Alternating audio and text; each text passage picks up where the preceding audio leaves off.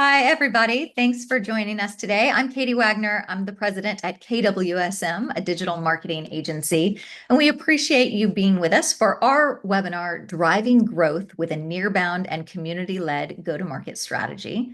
I've got two friends with me today, Brett Racklin and Katie Temple. Brett is a go-to-market strategist specializing in helping B2B companies grow by aligning their strategies with customer buying behavior, which reduces friction and drives conversions. He empowers entrepreneurs to monetize their expertise through impactful thought leadership programs that build communities and accelerate revenue. Katie is an executive media coach, and she will serve as our moderator today. Drawing from a successful career in sports broadcasting, Katie now empowers business leaders to feel confident and in control, whether they're on camera, on stage, or in person. Welcome to you both. Thank you. Thanks, great to be here.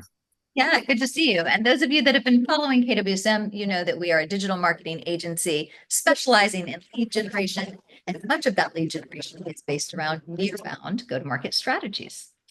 A few housekeeping notes before we dive in here. If you have questions during the webinar, please put them in the Q&A box at the bottom of your screen. Katie will be monitoring that box and we'll ask them accordingly. And then also, before you have to ask, yes, we will share the video with you. You'll get a copy of this webinar so that you can watch it again with all of your friends. So thanks for being here. And Katie, I'll turn it over to you to start our conversation. Thanks, Katie. Thanks, Brett. Welcome again, everyone. I'm excited to be with you today. We've got two experts in a very important and kind of confusing topic at times in a world where all we're trying to do as business owners is break through the noise. And there's never been as much noise as you know. And now how can we break through to drive growth and to drive relationships in our go-to-market marketing strategies? And we've got two experts to help us facilitate and navigate that situation. And what I want to do is start with the foundation. And the foundation is, what's the difference? So if we're talking about go-to-market strategies, we're going to talk about the difference between community-led and Nearbound. And so for Nearbound, I want to hear from Katie Wagner. Tell us what it is and give us some examples, and then we'll go to Brett for the other one. Okay. So Nearbound marketing or Nearbound go-to-market strategies are about leveraging trust with strategic partners to reach their audiences. So we all have partners in adjacent businesses or strategic partners that we do things with in our business, and they have trust with their audiences already.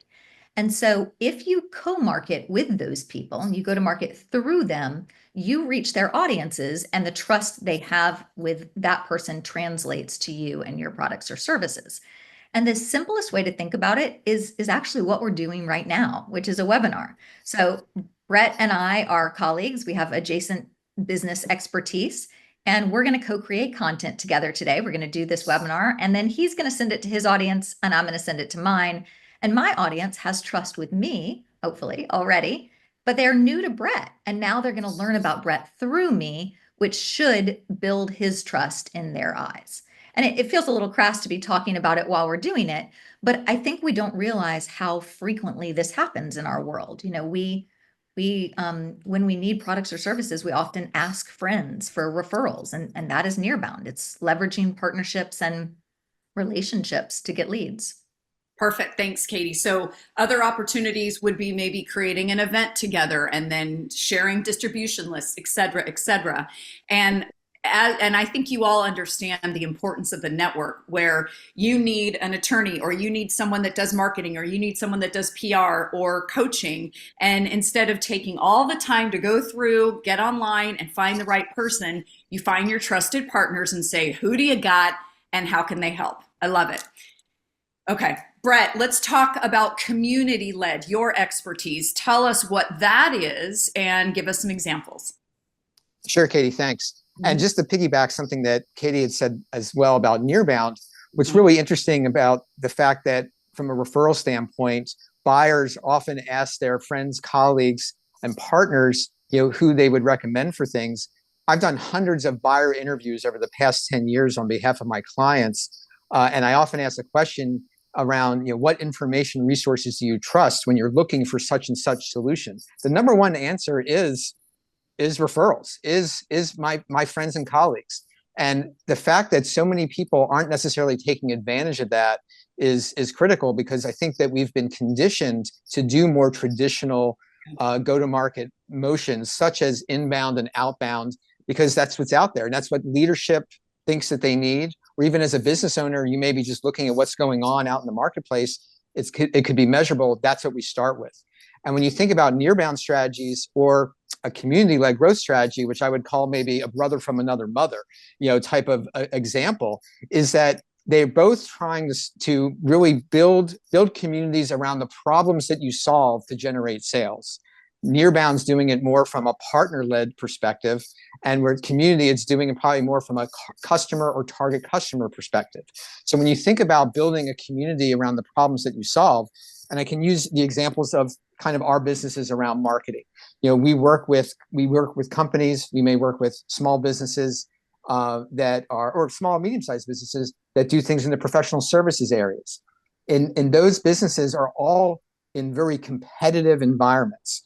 But they have certain elements, like if you are in financial services or wealth management, and you're trying to build out your customer base, that your customers have a specific problem around how are they going to save for retirement.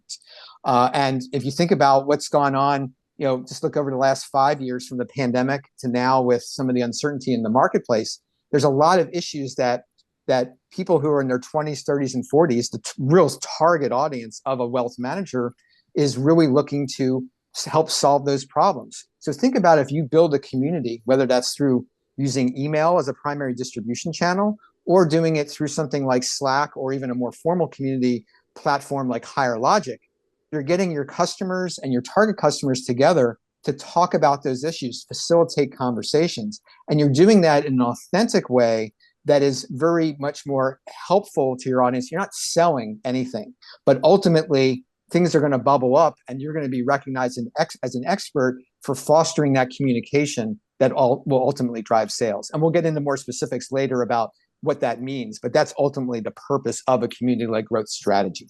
Okay, I'm going to get back to Katie in a second, but Brett, you said something about feedback and the B2B and the Slack and the emails, which insinuates immediate feedback. Can you talk about the value of feedback in a community-led marketing strategy, and how to do it and how to find it that way? Absolutely. Well, I mean, we live in a test and learn environment these days. Everything that we're doing is experimentation because things are moving so quickly. And so if you have a built-in community, you have an opportunity to test things out very quickly. We'll just use wealth management as an example. And by the way, I'm not a wealth management expert or anything by that means. However, I've been investing for a number of years, and hopefully from a retirement standpoint, I'm prepared in the next 20 years. There's lots of issues. So we'll give an example specifically around traditional IRAs versus Roth IRAs. When I started my career and I was doing a regular 401k, there was no Roth 401k and there was no Roth IRA. There's been lots of conversations over the past 15 or 20 years about rolling over your traditional IRA into a Roth IRA. There are positives and negatives about that depending on your current situation. Imagine if you're a wealth manager and you're trying to communicate and potentially test out certain messaging. Test that out in your community first. Ask a question, see how people respond to it before maybe you do the webinar where you come out and say, I stand for doing a rollover this way for these people. And you might understand what the issues are, and you're going to sound a lot smarter if you do. I've met a lot of wealth managers over the years who are very overly simplify that, whereas there's a lot of nuance to it. It might be different for me than it is for Katie, and you want to be able to explain that, and that's how you demonstrate your expertise ultimately, but you learn that from testing it out in the community. Okay, and that's why you said like the Slack or other communication tools are helpful, because they're immediate and a lot of people tend to go there. That's right, but don't underestimate still the power of email too. You can get a lot of feedback. I think when people think about communities, and one of the barriers to communities and getting it going is they can seem really hard to get started. Mm-hmm. Start just with email. Now, people think about email and email marketing, where you're promoting things.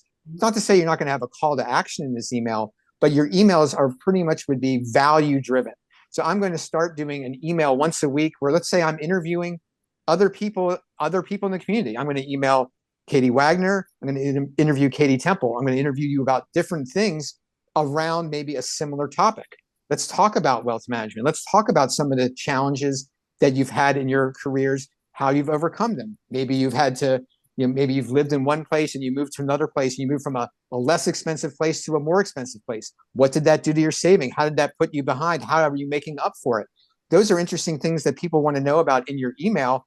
People will respond back to you and say, hey, I had a similar problem. So it might be more one-to-one, where it's more one-to-many in a Slack community.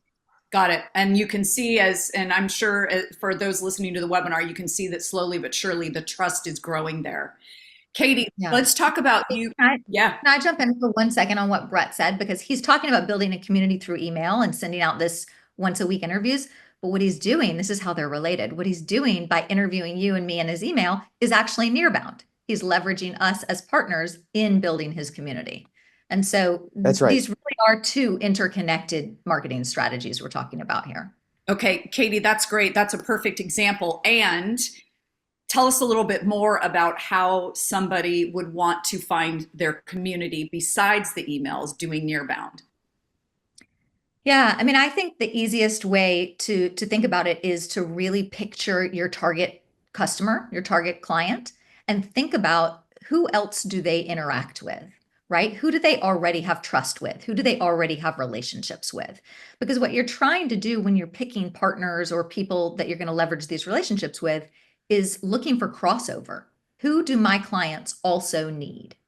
Right. And so the more you're dialed in on who your target audience is and who that person you're trying to serve is, the more you can imagine the other types of products and services they might be interested in, the other types of relationships they're trying to build. And the easiest way to get started is to pick one or two of those adjacent type businesses and start to form relationships. Mhm. You know, reach out and say, let's create content together, or let me interview you on my blog or my podcast, or, let's share your expertise with my audience. And the reason that's effective is because if I've done this properly, I know my audience is going to care about what this person has to say because they need their services as well, right? It's expertise or thought leadership that resonates with the people I'm trying to target. And then that builds my thought leadership as well because I'm the one bringing them that information. A good example of that, by the way, sorry to cut you off. A good example of that is in real estate. So realtors, mortgage brokers, and commercial insurance, professionals, that the three of them work very well together because they can really refer each other. And I've seen powerful partnerships among those three individuals specifically do wonders in terms of referring each other. And every time the mortgage broker reaches out to the realtor and says, oh, I've got a good realtor for you, because oftentimes you get pre-approved before you even start looking for the house, and then you bring in the insurance person. So that's just one example of what Katie was talking about. Great. Love it. The examples are helpful. Thank you. And Katie, I want to get to thought leadership in a second. First, I want to ask you, and I may be coloring outside the lines, so keep me straight here. When you're talking about identifying these partners or these advocates, how much do you believe in meeting them in person, as given as much time as you may have for physical networking events and physical meetings? If possible, I really do believe in meeting them in person because I think if you're going to leverage partners in your marketing, you have to have alignment and values and trust. Like you have to really know this person because you're representing them to your audience and you're putting your social capital out there, right? Just like when we go to networking events and we meet somebody who's going to refer a client, that person is leveraging their social capital to refer you in. And so I don't know about you all, but I wouldn't do that for somebody that I didn't really know, like, and trust, right? That's the point of networking. And so I think it's true even if we're talking about online content. You really have to know that person and know that you are aligned in values and the way you're going to treat your customers and that sort of thing. Because the worst thing would be for me to put somebody in front of my trusted clients that's just going to hard sell them or not treat them ethically. That makes me look bad, and I wouldn't jeopardize those relationships. Right. So And it's important to see the nonverbal and how if they're listening to you and how they're paying attention and those kind of things that you can't really get online.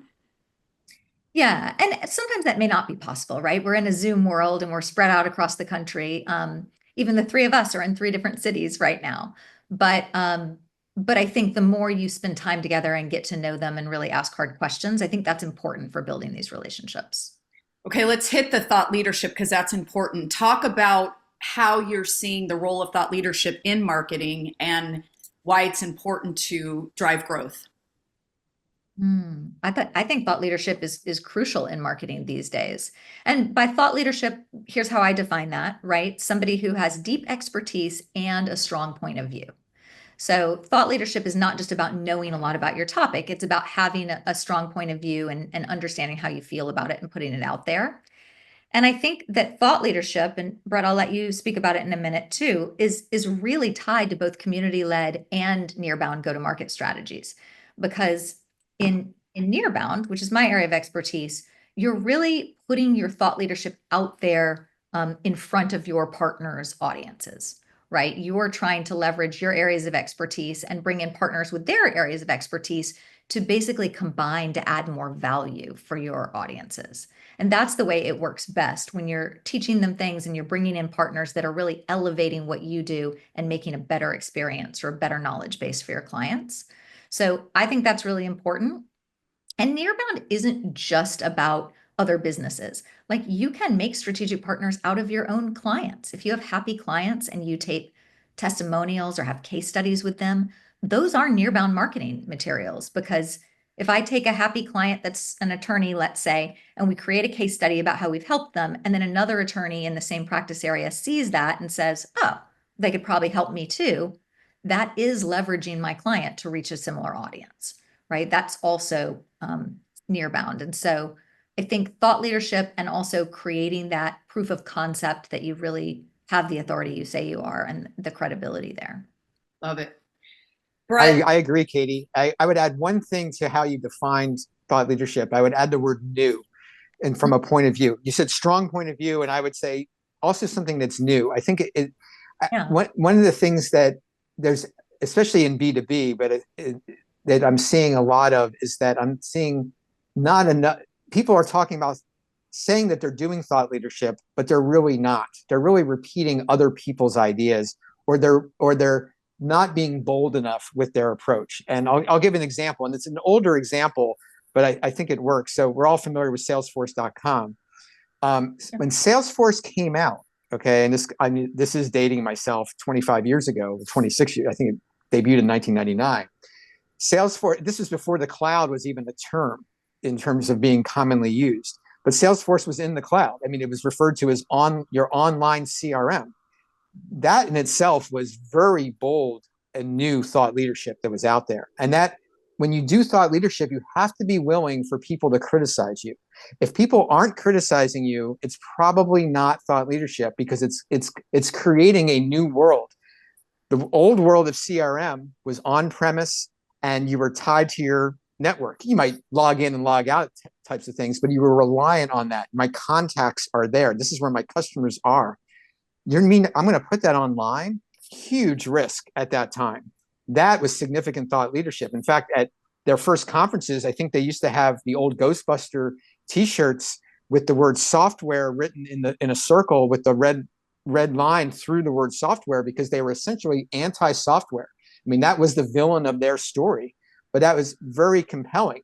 But did that scare off people at the beginning? Absolutely. I'm sure there are people who did not choose to work with Salesforce and delayed it, late adopters, and that's okay. But they had the runway, they had funding. I mean, that helps. If you're a small business, you may not have as much time to do that, and we can talk about that. But I really respect that bold thought leadership that they had. They said, we're living in a new world. We're all going to be online. And ultimately, it's going to be called the cloud, and you're going to be very comfortable putting all of your personal information there. Forget security issues and things like that, and that's where business is going to get done. And that's the reality today, and it's been the reality for a long time. great. And we'll get to some tactics, some tangible tips in a minute. But Katie, let's go back to you as Brett was talking about thought leadership. And clearly, you have to be brave. And I know that you believe specifically in that Nearbound is the future. And I want to hear about that in a world where we don't know what's going on with marketing.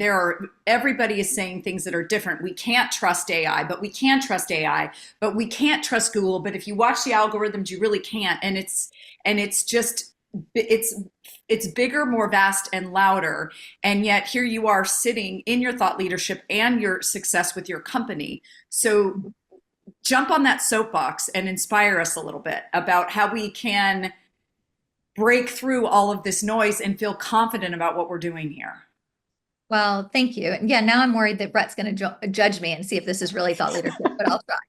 Um, but I think you're right. I mean, what a time to be alive, right? There's a lot of uncertainty and a lot of change and a lot of things that are a bit wonky out there as we're trying to push through the noise and get our marketing out. And you'll hear me say a lot that I do believe Nearbound and these people-centric strategies are the future of lead generation. I've been in business 15 years. My agency only does lead generation. And that used to be a lot of inbound and outbound marketing. And let's just define those quickly so we're all on the same page. So for me, inbound is like traditional content marketing. You're putting things like blogs out, you're SEO optimizing them, you're pulling traffic into the website that you're hopefully going to convert. So that's inbound. We're drawing people in. Outbound would be more like proactive cold outreach through email or ads, that sort of thing, where we're pushing our message out. And those were the two ways to generate leads for a very long time, and they used to be highly effective. But today, I think the internet is more crowded than it ever has been, thanks to the influx of content from things like AI. I think trust in the internet is lower than it ever has been before, both because not everything on the internet is true, and our geopolitical climate has made that more difficult to discern.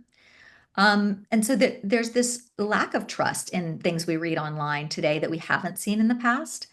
And I think in that environment, it becomes more important than ever before to leverage the trust and the relationship and the ecosystem we have with our partners and our clients and our referral sources and all of those other people in the environment. Because at the end of the day, people trust people, Yeah. right? And you said this earlier, Katie, that if I need a plumber, I'm going to go ask you where you got yours. I'm not going to necessarily go online. Right. That wasn't always the case, but we've always trusted other people. And I think that that's the way humans relate to each other. That's the connection we have. And so I think it's really, we're saying all these things like they're brand new, and they're a return to the basics of what we already know, right? If you can get a person to say that you're credible, that is more impactful than you saying it, right? And that's always been the case. That's why we have case studies and testimonials and Yelp ratings and 5 stars and all of those things. If those things cease to exist, it would be harder to convert anybody when we're talking about lead gen, because that is how people build trust with their audiences. Brett, do you have something to say? Well, first off, I think that's absolutely bold thought leadership, Katie. And the reason why is because so many business owners are probably thinking, I hear what you're saying, but it's easier for me to do traditional inbound and outbound. That's safe. And by the way, if I'm a marketer, I might not get fired for doing that. This is what's expected of me. No one's expecting me to take what you're saying, which of course I completely agree with, is saying that the future is a different world where it's going to be more effective to do a nearbound strategy.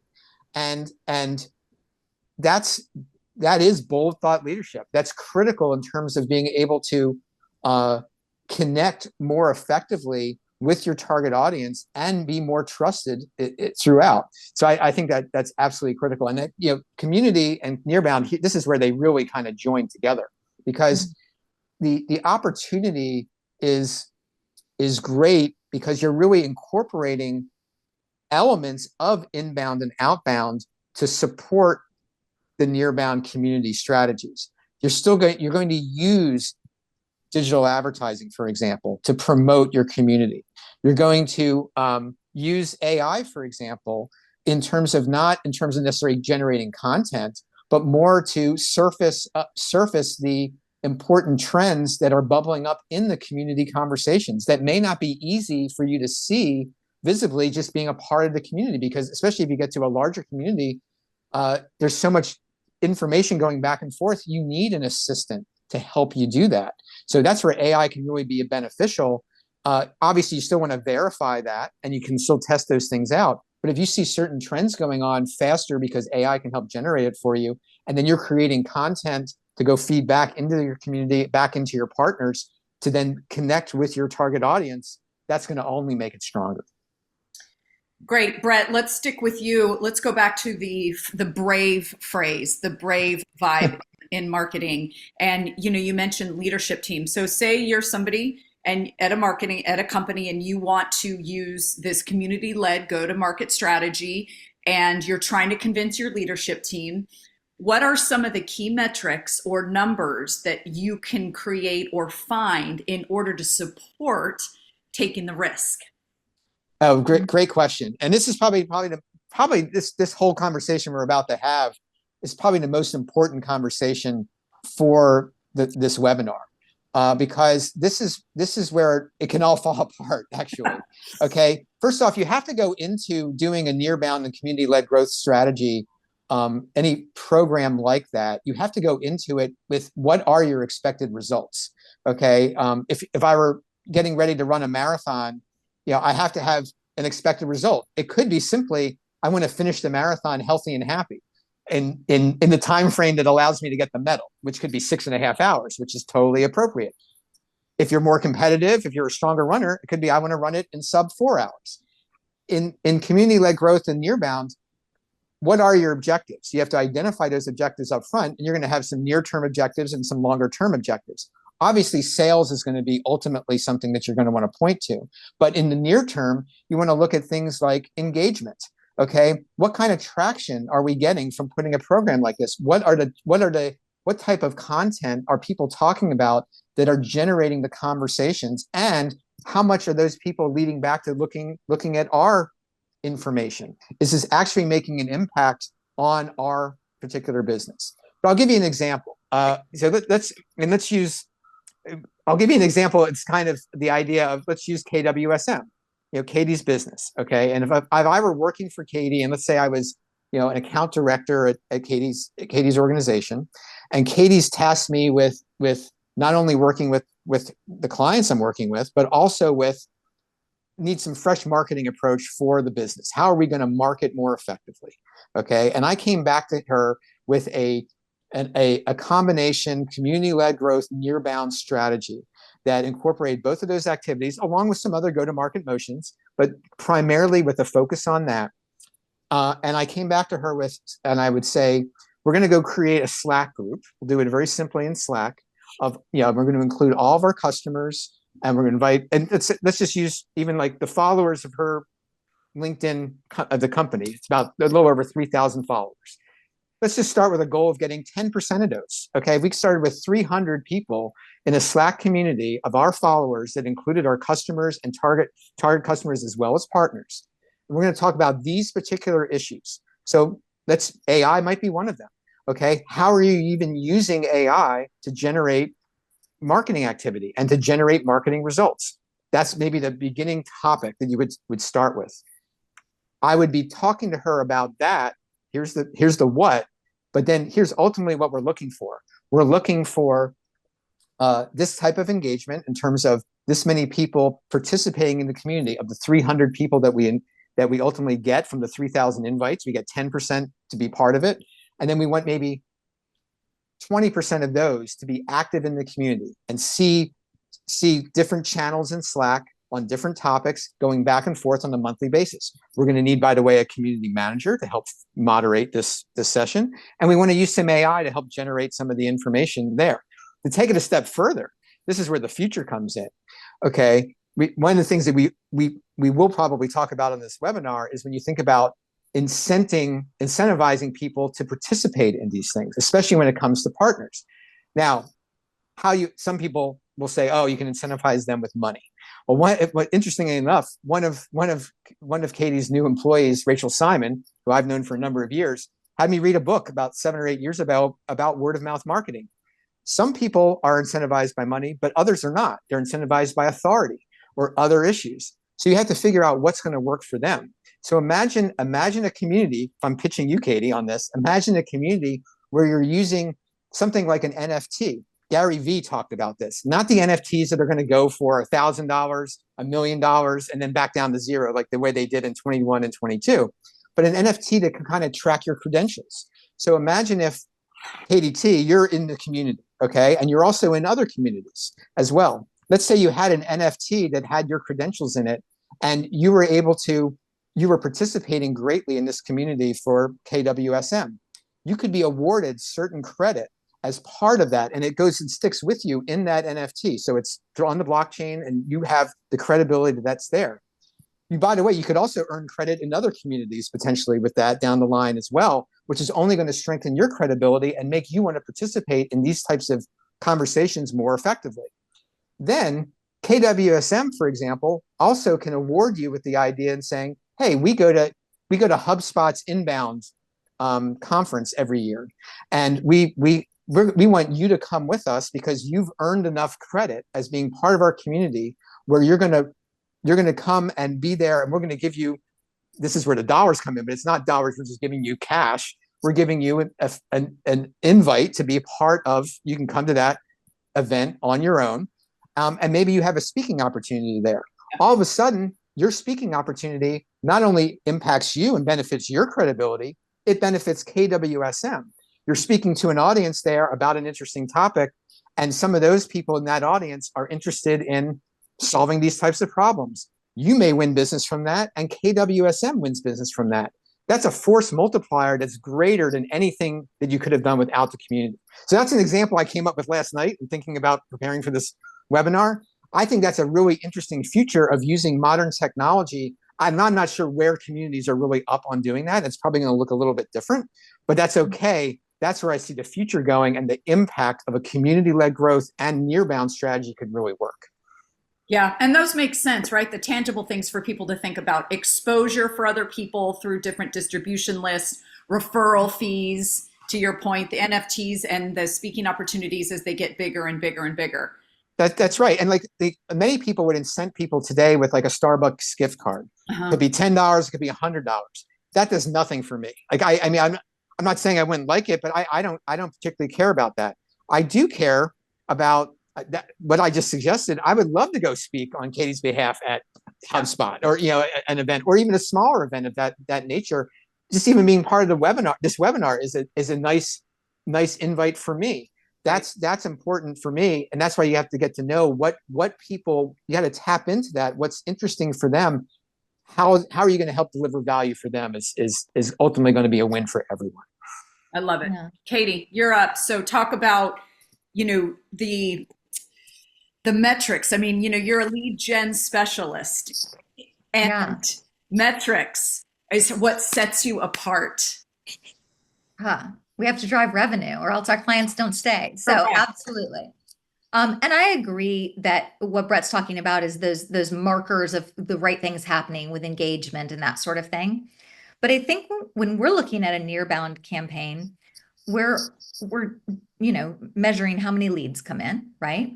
And then we're doing things like looking at, okay, there's leads that come in through partners and leads that come in a different way, inbound or outbound.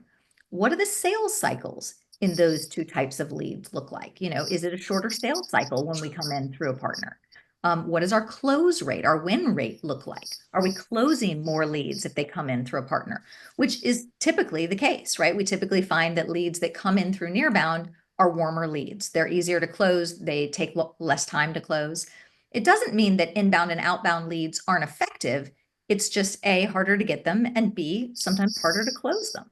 And so we're really looking at that, like the quality of the leads that come in. And I think that's really important. And if your marketing program, any marketing program, is set up properly, you should be able to track where those leads are coming from, and you should be able to tie that to revenue, right? And so if those systems aren't in place, that's something to look at before you invest in any kind of new marketing or go-to-market strategy. I love that, Katie. The quality versus quantity, or shorter time to close. Great way to measure the impact. And that's why you would do something like a Nearbound strategy, because more likely than not, it's going to be a shorter time to close. The other thing that you said that was really important, though, that I can't reiterate enough, is taking the time to plan up front what you're trying to accomplish. Yes. There's so often, and this is a challenge. And I in my example, I'm sure Katie would give me the time to do this, but a lot of leaders say, it's kind of a ready, fire, aim approach. And they also light a fire under their team to say, what have you done for me lately? How fast can you get this done? You do need a certain amount of patience when you're doing a community-led or Nearbound strategy like this. And that is something that leaders need to understand when they're implementing it. It's not going to happen overnight. You need to give this time for things to gel. People need to get comfortable in the community. We talk about trust. Trust doesn't happen overnight. There has to be some of that built in. So it does take a little bit longer, which is probably why it's so hard to get some of these types of things started. But once you get them going, the flywheel can really work well, and then accomplish everything Katie was just talking about. Well, and one of the things I think is so valuable is once they do get going and start becoming effective, there's a lot longer runway on that than like an ad strategy that once you turn off the ads, it stops working, right? Once you're building these relationships and you're engaging your community, that has a much longer time frame where it continues to work and it gains traction over time. Whereas some of the other tactics lose traction over time or stop working if you stop putting into them. So I think that makes it valuable as well. We're going to get to tools in a minute too, because I want to make sure the audience continues. These are good examples that they can take with them, and I want to continue that. And just to remind the audience, we're happy to have you here, and I'm keeping an eye on the chat. So if you have any questions or comments that you think will also provide value, we all learn from each other. Please don't be shy. Okay, I'm going to ask you kind of I don't know if it's an ethereal question or as business owners, we know that these things cost money, and we know that we need to spend money to make money. How do you counsel your clients or your potential clients on risk versus reward with community-led and Nearbound-led? Either one can start, but I want to hear from both of you. Go ahead, Katie. Yeah. Or I can go. I'm ready, but whatever you. No, I can go too. I think that the biggest thing I try to get people to understand is that if you're going to launch into any new strategy, you have to have the stomach for it. This is not something where we're going to pop it up and 2 weeks later it's producing all the leads you need and now we're good, right? It is a long-term strategy. And so when you're looking at investment, um, I would I would ask you to look at what am I comfortable investing for the next 6, 9, 12 months, not let's try it for 30 days, right? And that's that amount, you see all these things on the internet, like companies should spend 7% of their income or 10%. Like that's going to vary depending on each business's financial stability and business owner's comfort level, right? I don't think there's a right answer to how much should we invest, but it has to be a number that you are comfortable riding out for the longer term while this starts to gain traction. And I think that is really the most important thing to know, that it doesn't happen overnight. No great marketing strategy is the magic bullet, no matter how good it is. And so you have to be able to ride it out, and you have to be comfortable, and the stakeholders in your company have to be comfortable with investing before you see that return. Yeah, I couldn't agree more with everything you said. And I would just add that going back to the term test and learn. So being able to start off small. Yes, you're going to invest money and you can lay out what you're going to invest over the next 6 to 9 months, but you don't have, like, just from a community standpoint, you could, and we're going to talk about tools. There are community platforms you can use that are greater than Slack, that are very expensive to use. I don't recommend starting with those initially. You may start just with email. What kind of traction are you getting? Is there enough information? Is there enough interest that this is working to justify then moving it from that to Slack? And then maybe if Slack is like just not good enough for you, then you would move to something like Higher Logic, for example. Now, you could start with Higher Logic if you have more knowledge and you have confidence and things like that. But if you're early on, you can certainly do this incrementally, and being able to, especially work with again, I've sold a lot of programs into my senior leadership when I was younger. It was always about proving things out first. Oh, okay, we got this. What's the next milestone? Going back to running, you run a 5K, a 10K, a half marathon, a marathon. You're probably not going to just run a marathon tomorrow. You need the build up as you go. And I think there's intangible results too that we need to talk about, right? It's not, I'm a big fan of revenue. Let's not get me wrong, right? Like that's my whole job, is to drive leads and revenue. But I think building strong relationships in the community, I think the brand awareness that comes with that, I think the brand credibility that comes with that, like these are also, benefits that are going to come probably before revenue does. And those have to be counted as well, in my opinion. Well, because they last longer, and it's Yeah, and they matter. right. They matter because we're on this earth together and we have a short amount of time and we want to enjoy what we're doing. And that's where you get you have these relationships that you trust. And then in a year, you get a call. Katie Wagner told me to call you, and these things matter and you never know when they're coming. It's a great point. Yes. Katie, going back to one of the elements to thought leadership in the world where technology is faster than any of us, Hmm. what are some of the tools that you recommend and why? And maybe if it's easier to kind of break down certain types of businesses, et cetera, would you recommend that people walk away maybe from this webinar thinking, I'm going to check out this?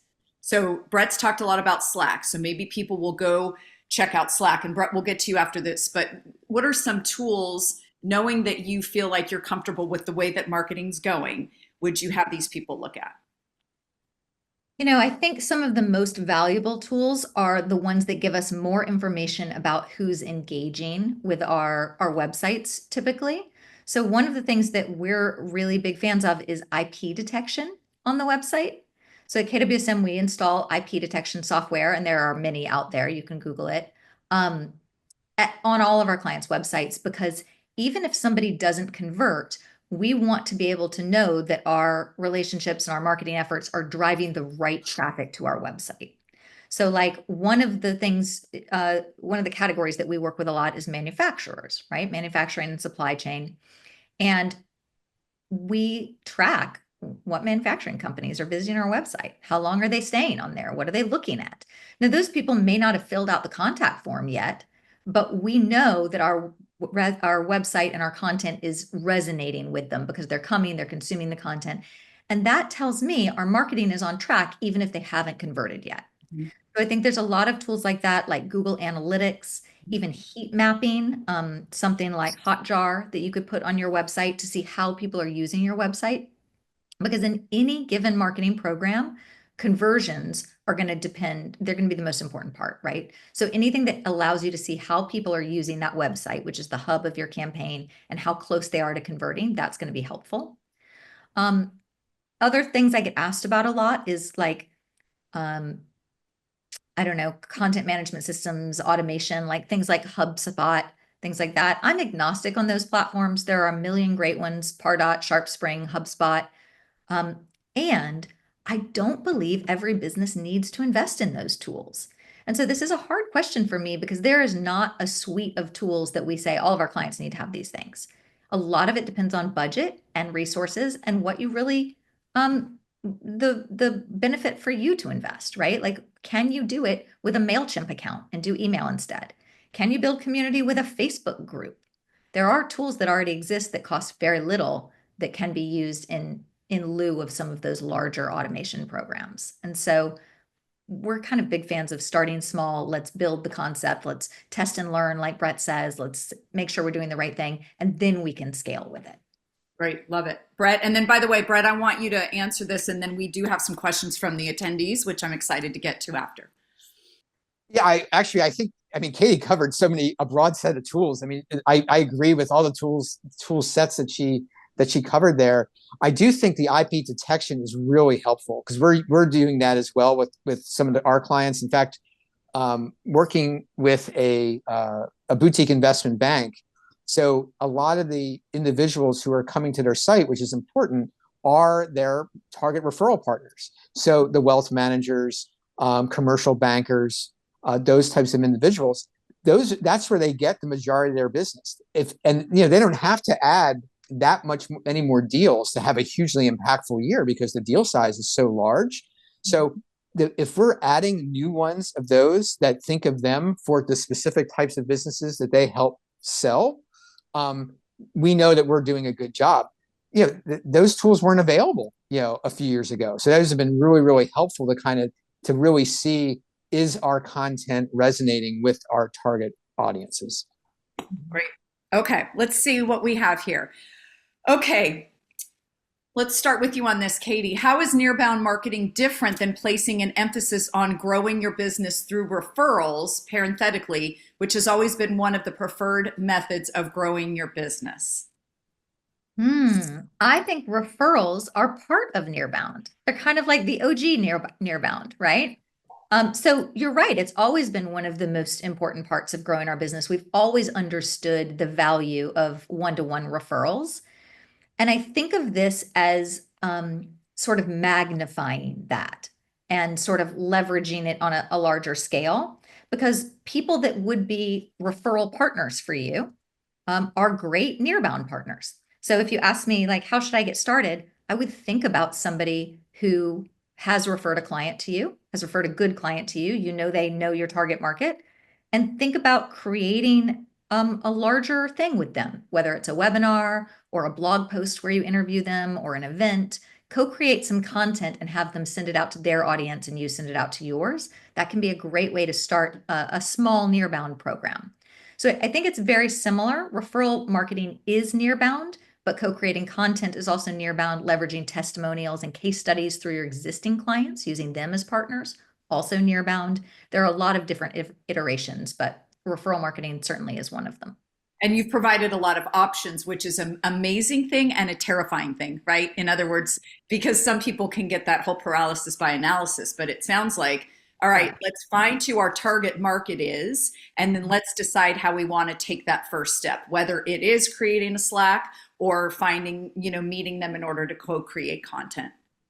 Yeah, and like I said, pick somebody who's already referred to you and start with that person. You already have trust. They already believe in you enough to have that relationship. So I would start there and then expand from there. Right. And Katie, would you? This is the way I think of it. The way you just talked about this, and I'm curious if you agree that Nearbound is essentially activating your existing referral partners. If you have referral partners who have maybe been reactive, referring business to you, now you're inviting them to be part of a community. You're inviting them to do a case study, inviting them to be on a webinar. You're making it a proactive situation, and that's only going to come back to you in spades. I do agree with that. You're activating them and you're also rewarding them, right? Yeah. You're showcasing them, and that feels good to people. It's a way to thank them as well by featuring them in your content. So, Yeah, absolutely. and I'd like the audience to think about that, really think about, remember the human element of all of this that Katie and Brett are talking about. I mean, we've got to start with the human element, which is building relationships, finding growth-minded people or similar thinking people where, hey, I'm interested in what you do. Here's what I do. How can we help each other so that we have fun and the client just crushes things because they have all of these services and these elements. I mean, at the end of the day, it's like Simon Sinek says, people want to do business with why you're doing it, not what you're doing. And so foundationally, let's think about, Katie, like you said, the OG, which is building relationships and creating that community, that referral service. Yeah. Brett, how is using Slack or Higher Logic different than using a LinkedIn group set up for this purpose? Well, probably the biggest difference is that LinkedIn owns the group versus you owning the group. So that's always been a concern of mine for a number of years. Anything you do on social media, you don't own the content. So you want to be now. You could say that Slack owns it or Higher Logic owns it as well, but you're paying those organizations to if they're more software platforms. They're not really in the content business the way LinkedIn is. And so you have to be very careful in terms of potentially you could lose that entire group overnight because LinkedIn makes a change. That's not the case with Higher Logic or Slack. The second thing is that those Slack and specifically Higher Logic has many more features to help support the fostering of that community. So LinkedIn is, I would say, more static, and the other ones are more dynamic. Higher Logic being even more dynamic than Slack. Great. Katie, are there particular states, depending on their data protection laws, where tracking the IP address is not legal? I believe in the European Union that must be removed from Google Analytics. Hmm.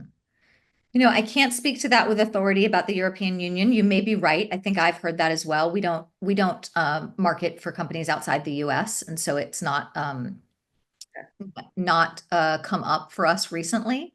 But that's why we're going through software providers that help with IP tracking because they have those protections in place. And I'm not aware of anywhere in the United States, so the 50 states, that we can not track IP, because website visitors come from all over and we're putting them on a website and the visitors come voluntarily. So we're not forcing the tracking on them. They're voluntarily visiting the website. Okay, great. So we're going to wrap up soon. I wanted to ask you both. One of the challenges I talk to my colleagues about, and I have issues with, is, and we talked about in the marketing for this event, is authenticity. So how do you balance or advise your clients who are looking for your expertise on what we should do and bringing my authentic self or my business's authenticity into the marketing? Well, I think it goes back to the kind of the strong new point of view that Katie and I talked about with regards to thought leadership, is that it's important for you to have that bold thought leadership, number one, but that bold thought leadership has to be, reminiscent of you. Whether you're the business owner or the entrepreneur, if you are trying to be bold and you are not bold, assign it to somebody else, because that's going to come through. If you're not that way, it does. Your personality is going to come through in all this, and it's important to do that. Transparency to me is really important, along with authenticity. I think that people will snuff it out and tell that you're not being transparent, you're not being authentic, and you're not going to get people to follow you. A good example, by the way, of this is if you're familiar with Help a Reporter Out, or Harrow. I don't know if you're familiar with that. So, I was the person who started that is a guy named Peter Shankman. I mean, he started that probably 15 years ago. He started it in a Facebook group. I was probably on his email distribution within 2,000 people of that. It went from 2,000 to 100,000 people in terms of subscribers in a matter of months, okay, before he sold it ultimately to Cision, a few years later. Now, I still get, they've just restarted it again now, so I'm still actually getting Harrow emails. But, he added ads to it. He was writing all the ads himself. It was his authentic self. He basically built that because people were attracted to Peter's personality. Now, I'm sure there's people who were not attracted to his personality and did not join, but he did very well, I think, with it. I think he sold it, and it made enough money for him to go write books and do a whole other part of his career, and he monetizing his expertise. That authenticity sold Harrow throughout all of those years. And when Cision bought it, and they wrote the ads were really not interesting because they didn't have any personality to them.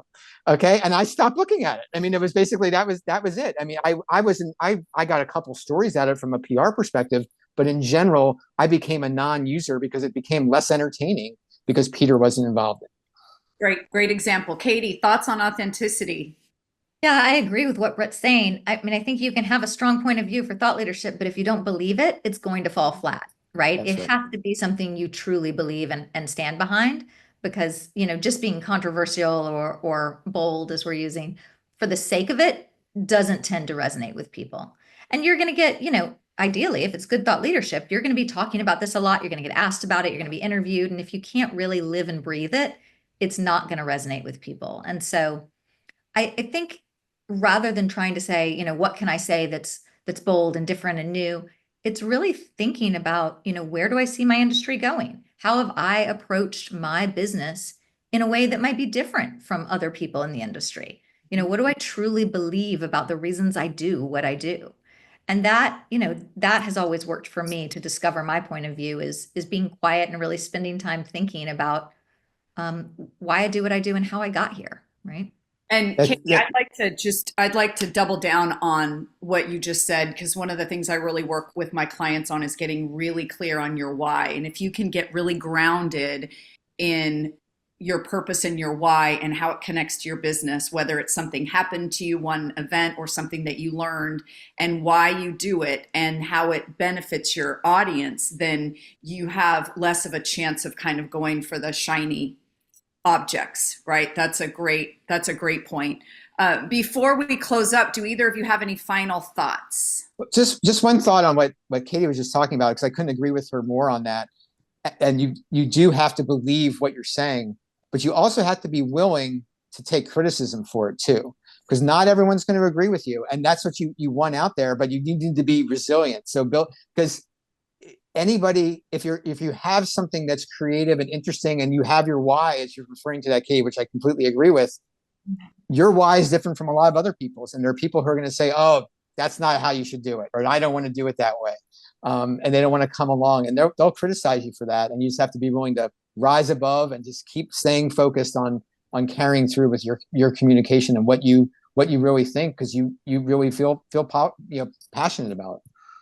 Yeah, absolutely. So for all of you in the audience, thank you for joining us. I would like to add, this is a lot of really great information. I hope you all took notes, because there were some tactical things you could do. And I'm reminded of Arthur Ashe, who said, start where you are, use what you have, do what you can. And so some of the things that were important that these experts talked about today is really thinking about how important marketing is for your growth, and really deciding how much, in Katie's words, you can stomach financially, because it's very important. And it doesn't have to cost a lot of money. Like Katie said, there's no tools that are, must-haves, for example, but the IP detection seemed to be important for both of these experts. And when you're talking about incentivizing your partners, think of ways that you can give them exposure and help them with their business, whether it's exposure, speaking opportunities, events, or even in incentivizing them monetarily. And those are things that you can do today. Maybe you want to just create a LinkedIn group right away, or a Slack group right away today. That's one step. That's what we ask you to do, is just take one step and take away the information that you learned from these two pros. So with that, I'm going to close, because we don't have any other questions. I'd like to thank the attendees for their questions. Those were very thoughtful. And go have fun. Go do community-led, go do Nearbound, but go market your little tail off and enjoy every minute. Thank you so much for joining us. And Katie and Brett, a pleasure. Thank you for your insight. Thank you, Katie. Thanks, Good to see Katie. everybody. Thanks for joining us. Bye-bye.